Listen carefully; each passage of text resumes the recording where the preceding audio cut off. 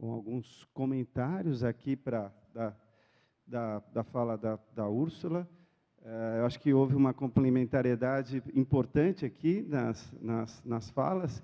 Ela trouxe com muita clareza qual é o estágio da estruturação das diferentes pastas nessa questão orçamentária, no que diz respeito à obrigatoriedade. Trouxe também esse desafio de nós lidarmos com um tema que é relativamente novo, e nós ainda lidamos numa perspectiva programática, né? Os programas de primeira infância não têm ainda essa característica de obrigatoriedade, então o desafio de implementação do marco legal vem muito nesse sentido, né? Nós temos um caminho importante aí para percorrer, para se chegar a uma estruturação. E um ponto que as duas trouxeram e que é fundamental, é muito claro, né? A importância de você estruturar uma política para o seu público final, né? Não com base na temática de uma pasta específica, né? E aí tem um desafio importante, né? Que eu vou fazer aqui uma pergunta para começar aqui o nosso diálogo, que me parece que a experiência do Peru ela foi muito nessa direção de criar um fundo que tivesse essa perspectiva integrada, né, integral, né, e no Brasil ainda nós temos esse desafio, né. Eu queria que as duas, então, comentassem o quão viável é pensar numa perspectiva de fundo que tem essa perspectiva de foco no público final, e quais são os desafios, né? Os desafios políticos, os desafios econômicos para uma estruturação de um fundo dessa natureza, né? A ver, en el Perú hicimos dos cosas. Orçamento por resultados, que é colocar todo o orçamento ligado aos resultados, como eu comentava. Isso produziu programas orçamentários. Uma segunda coisa que nós fizemos foi o fundo que eu comentei, que é um fundo de recursos ordinários, que assina convênios com os estados para conseguir resultados. Quais são os desafios desse tipo de política, desse tipo de prática? Um é manter os ministérios de finanças, que são adversos aos fundos, não gostam dos fundos. O tema é manter o Ministério das Finanças na lógica da primeira infância e na lógica da melhora do desempenho. No final, o fundo é para melhorar o desempenho. Um exemplo rápido e termino. No Peru, em 2014, tinham programado $1.000 por ano para tirar os micronutrientes de ferro dos armazéns para os estabelecimentos. Tinha sido programado $1.000, ou seja, não tinha sido programado nada, ou seja, a conclusão, tudo ia ficar no armazém. Nós fizemos um compromisso de gestão, 1 mês para movimentar isso, para tirar. E se tiver 1 mês, é um gargalo da garrafa. Damos dinheiro, para isso serve o fundo, para colocar o insumo. E você movimenta para o estabelecimento, ao ponto de atendimento, e consegue o resultado da cobertura. E daí consegue o resultado na criança. É bem importante também manter os ministérios da finança nos setores, a linha de produção, manter a discussão do programa em uma lógica de resultados, e não é uma lógica a minha experiência me diz isso. Na primeira infância se avançou muito, como nós vimos aqui, as receitas estão a nível mundial, então não precisamos inventar esse tema, só para adaptar, porque já sabemos que o que se viu no mundo funciona.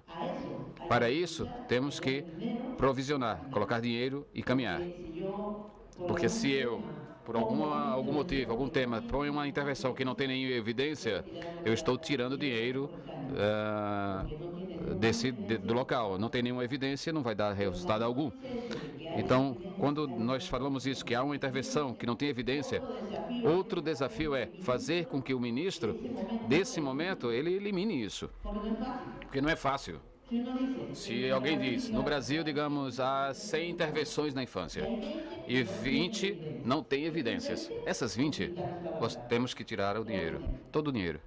O ministro ou ministra tem que ser muito corajoso, fazer no dia que entra, no dia que assume, e fazer isso nesse dia, porque por trás dessas vai haver muitos interesses. Por exemplo, os alimentos para os menores de 3 anos. A entrega de alimento para os menores de 3 anos, no Peru, nós eliminamos, mas nos custou, até agora, um montão de ataques. Por quê? Porque há interesses econômicos, empresariais, etc. Então, é um grande desafio. Transparência, prestação de contas, continuar no modelo baseado em evidências e apostar na intervenção priorizada. Acredito que também é um grande desafio. Não viria agora, nesse momento, com uma necessidade de criação de outros fundos além do que nós já temos. Acho que a necessidade maior seria, de fato, estruturar até o fim o que a gente iniciou, uma estruturação de orçamento por resultado, mas que no Brasil fica hoje ainda no âmbito de plano. Os nossos planos plurianuais, eles focam resultados. E as experiências já existentes de municípios focam em programas de metas, né? A gente tem, São Paulo tem, o Rio tem, vários outros municípios têm já trabalhado em programas de metas que você define lá uma meta e indicadores de acompanhamento e quem são os responsáveis.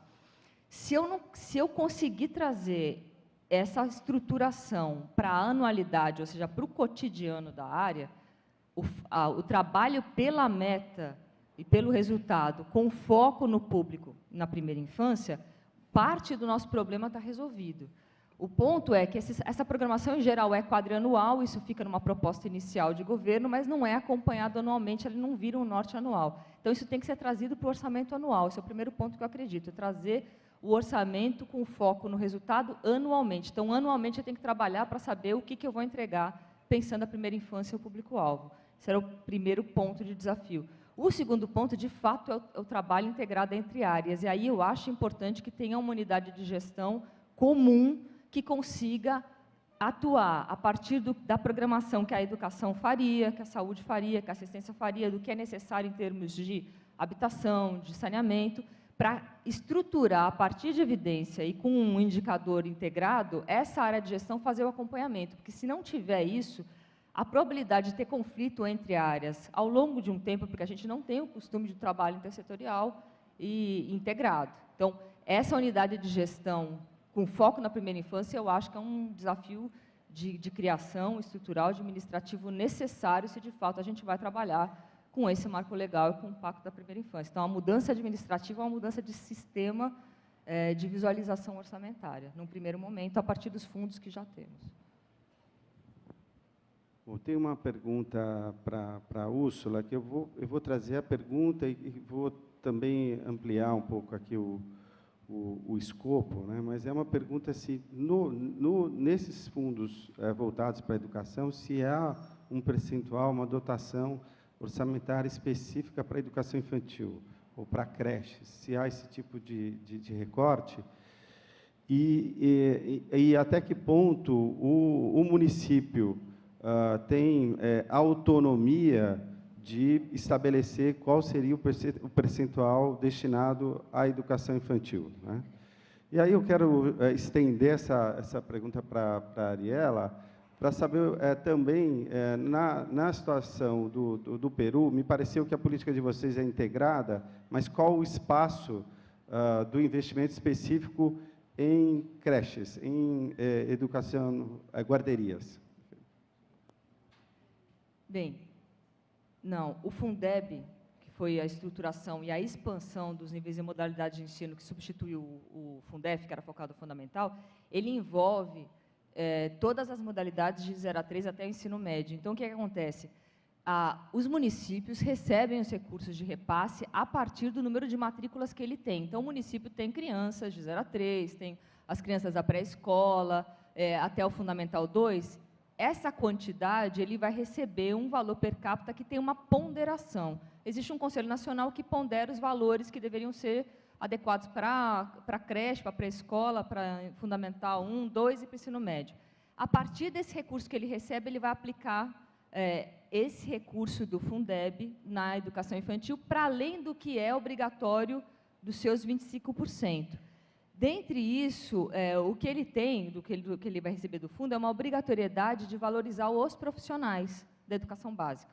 Então, não é especificamente para o infantil. São os profissionais de educação básica, ele vai ter um percentual, 60% desse fundo ele tem que aplicar, e o restante ele aplica como manda a LDB nas receitas e despesas. O que ele vai aplicar em educação infantil é a partir do que ele tem de parque estabelecido, das escolas que ele já tem, e das metas que ele tiver que cumprir do seu planejamento. Então, quantas escolas ele vai abrir, quantos professores tem que contratar, mas não tem essa obrigatoriedade percentual que foi questionado. Okay?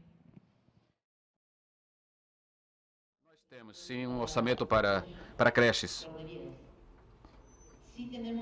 Temos orçamento também, é um orçamento muito alto, que o Ministério da Inclusão Social trabalha isso. Essa é a típica pergunta que se faz, se há orçamento para.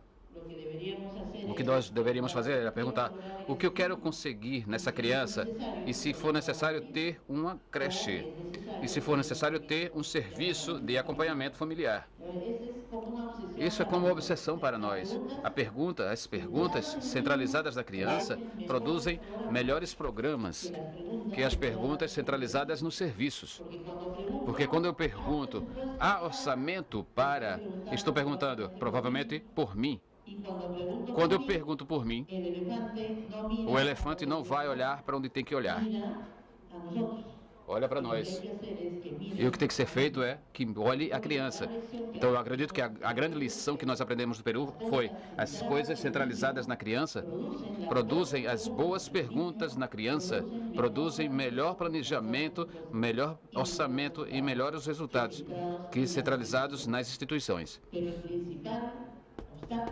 O principal obstáculo, entre aspas, se há dinheiro para, porque estamos perguntando por um serviço que eu faço. Isso não é ruim. O melhor é perguntar pela criança. Palestrantes, nós temos um cenário, acho que a Úrsula trouxe um dado contundente aqui da situação específica de São Paulo, mas é uma situação do Brasil de escassez de recursos, né? Com aquela queda de arrecadação muito importante. E nós temos agora, em 2017, gestores públicos, e muitos deles estão presentes aqui, que vão assumir as prefeituras, vão assumir as pastas. E quais seriam as 2 ou 3 dicas que vocês dariam para esses gestores, nessa articulação de um diálogo com outros secretários, com o próprio prefeito, quais seriam as dicas de como estabelecer esse diálogo de estruturação de programas de primeira infância numa situação de escassez e levando em consideração a recomendação não só do marco legal, mas da necessidade de olhar a criança na sua integralidade, né, e de fazer com que a integração entre as pastas realmente ocorra. Eu queria pontuar uma coisa que até esqueci de comentar, mas acho que um dos principais desafios na gestão orçamentária é quebrar paradigmas. Tem uma coisa que a gente chama na academia e na gestão também de inércia orçamentária, que é você continuar fazendo aquilo que já era feito no ano anterior, como disse a Ariela, ou seja, eu tenho a dotação X e ela vai crescendo. Esse é um desafio, chegar numa nova gestão e tentar olhar para o público e construir algo novo, mesmo que você tenha que parar ou rever programas ou mudar programas, o que implica conflitos e negociações políticas, porque, em geral, as dotações orçamentárias que estão expostas no orçamento, elas implicam articulações institucionais e políticas anteriores. Chegou ali porque tem relação entre pessoas, fornecedores, funcionários. O desafio, né, e a coragem de olhar o orçamento e inverter prioridades deve ser um pressuposto e talvez um ganho no momento de crise que você pode fazer isso. Eu acredito que a gente tem que aportar sempre mais recursos e ganhos de recursos para a primeira infância, mas nesse momento a gente vai ter que olhar o que tem e fazer uma construção a partir do que tem, continuar brigando por mais, para que não haja mudança, para que não haja perda, para a gente não ter uma limitação, né, que nos implique aí uma redução ao longo de 20 anos, com certeza não, mas olhar o que tem e fazer uma inversão de prioridades, focando no público da primeira infância, tem que ser um desafio inicial. um bom diagnóstico da situação vai ajudar a fazer essa inversão de prioridades. Um bom diagnóstico que coloque o público no território, né? Que a gente tem hoje uma série de metodologias para fazer isso, geoprocessar dados, entender onde estão as pessoas e trabalhar com vulnerabilidade. Eu vou trabalhar com priorização a partir da vulnerabilidade. Eu acho que seriam ações que um novo gestor poderia fazer, quebrar paradigmas e focar a partir de uma priorização de exclusão de vulnerabilidade. Sí, na mesma linha. Na mesma linha. A sugestão seria definir prioridades com metas. Quando a gente programa, tem que colocar metas. Geralmente não colocamos metas, mas não são metas de insumos, são metas de cobertura. Ou seja, número de crianças com controle de crescimento completo para ele. É diferente, o número de crianças com controle de crescimento, totalmente diferente. Tem que se colocar metas. Uma vez que se tem que ter as metas, o que normalmente nós não temos para a gestão é quantas crianças nós temos nessa zona. No Peru é um grande problema porque há várias cifras, as cifras do Instituto de Estatística, as cifras do município, etc. Se eu sou um município, por exemplo, eu tenho que saber quantas crianças tenho para poder programar e para poder brigar com o Ministério da Economia ou com quem tenha que eu pedir. E depois priorizar, é a parte mais complicada, porque é a parte mais política. Se eu tiver R$100 e preciso de 150, tenho que tirar 50 de algum lado. E isso passa por priorizar, outra vez, por intervenções baseadas nas evidências, que já disse o mundo para nós que funciona. E dado isso, nós no Peru, em Huancavelica, colocamos o controle de crescimento 1000 vezes mais do seu orçamento no primeiro ano, 1000 vezes mais. E nós apoiamos isso, porque foi a região menos preparada e a mais pobre. E Huancavelica reagiu e conseguiu isso. Então também temos que, como disse, mudar, tomar decisões e olhar outra vez a criança, tomando as decisões diante da criança, para a criança e definir no local essa linha de produção. Eu reitero, para quê? Para que haja serviço. Não há serviços de parto, onde eu escutei ontem, inclusive. Ou seja, eu tenho que planejar onde tem que haver, contrato a equipe e priorizo diante de outras necessidades. E tirei dinheiro daqui para colocar aqui. Isso não é muito bonito politicamente, mas é muito bonito socialmente para a infância. Porque fazer um parto humanizado diminui o baixo peso, uma série, asfixia, mortalidade neonatal, isso vai produzir crianças saudáveis. Então a decisão está sempre no resultado. Então depois temos que ver o que se faz a nível de insumo. E como vocês têm uma lei muito boa, eu vou copiar para o Peru, eu vou levar para o Peru essa lei. Essa lei pode ser a base da união de todos, para que essa seja a prioridade e possa ser parte da campanha. Essa alta prioridade é a primeira prioridade, a absoluta prioridade para que esses 1, 2, 3, 4, 5 serviços tenham dinheiro e estejam protegidos. Pode acontecer qualquer coisa, mas isso não muda. Então, isso não vai mudar. Eu acredito que isso seria uma boa ferramenta de negociação com a economia. Muitas graças. Úrsula, obrigado, Ariela. Muito boa essa sessão. Obrigado por abrilhantar aqui o nosso evento.